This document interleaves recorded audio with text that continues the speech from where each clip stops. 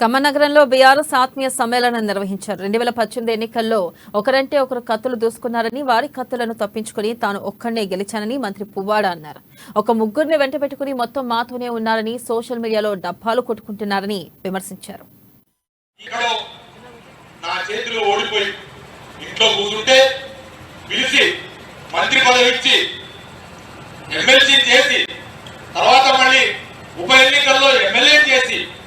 దాని తర్వాత మొత్తం జిల్లా బాధ్యత అంతా అప్పచెప్పి వెలగబెట్టమంటే 2018 ఎన్నికల్లో టీఆర్ఎస్ పార్టీకి నేను తప్పితే మిగతా 9 సీట్లు ఆయనతో సహా చుట్టింది పెద్ద సున్నా.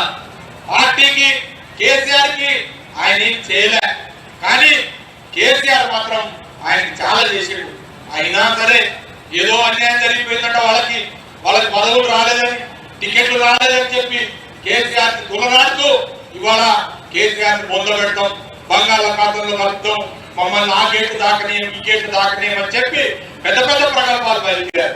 పోయినసారి మా ప్రభుత్వంలోనే మా పార్టీలోనే ఉండి 2018లో ఒకళ్ళ మీద ఒకళ్ళు కత్తులు చూసుకొని 9కి 9 ఓడగొట్టారు. నేను ఒక్కడి మాత్రం వాళ్ళిద్దరి కత్తులు కూడా తప్పించుకొని నేను గెలిచిన అంటే అది మా ప్రజలు, మా అక్క చెల్లెల దయవల్లనే. మరి ఇవాళ వాళ్ళంతా కలిసి మరి మళ్ళా ఖమ్మం మీద పడుతున్నారు. నిన్న 10 కోట్లు పడ్డట్టు పడ్డారు. మరి నేను బీఫామ్ తీసుకోవడానికి పోతే, హైదరాబాద్ పోతే, నీకు దమ్ము ఉంటే నేను ఖమ్మంలో మాట ఇచ్చిందంటే అలా తెగిపడ్డా కూడా పేదవాళ్ళు ఇచ్చిన మాటని ఎందుకంటే తప్పించుకోడు.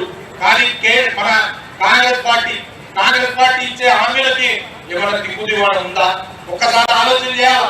ఇక్కడ నా చేతిలో ఓడిపోయి ఇంట్లో కూర్చుంటే పిలిచి మంత్రి పదవి ఇచ్చి ఎమ్మెల్సీ చేసి తర్వాత మళ్ళీ ఉప ఎన్నికల్లో ఎమ్మెల్యే జిల్లా బాధ్యత అంతా అప్పచెప్పి వెలగబెట్టమంటే 2018 ఎన్నికల్లో టీఆర్ఎస్ పార్టీకి నేను తప్పితే మిగతా 9 సీట్లు ఆయనతో సహా